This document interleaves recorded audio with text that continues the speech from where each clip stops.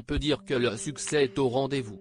Depuis septembre 2022, Cyril Ferraud est à la tête d'un tout nouveau jeu télévisé baptisé 100% Logique.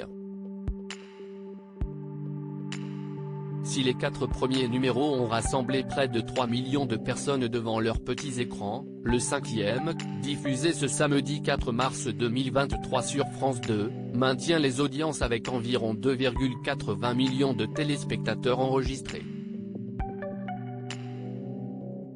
Comme pour tous les épisodes précédents, le principe restait le même.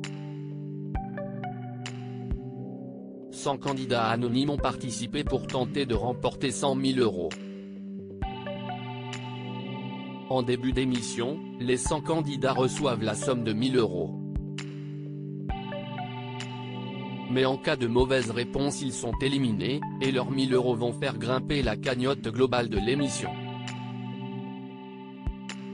Le dernier ou les derniers candidats en lice auront la possibilité de répondre à l'ultime question, celle à laquelle seulement 1% de la population est capable de répondre, et de décrocher la cagnotte pouvant atteindre 100 000 €, expliquait la chaîne au moment de lancer le programme.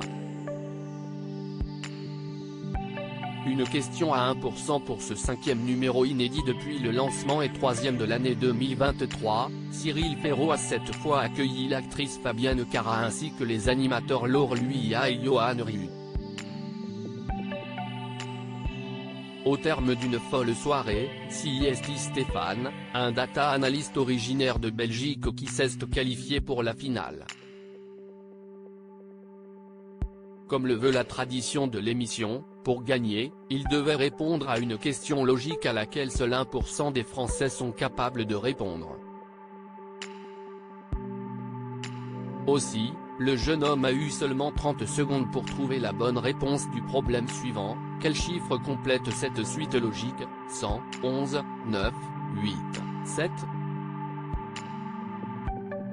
Après un très court temps de réflexion, le candidat a proposé le chiffre 5, argumentant qu'il s'agissait du seul nombre suivant qui s'écrivait avec 4 lettres.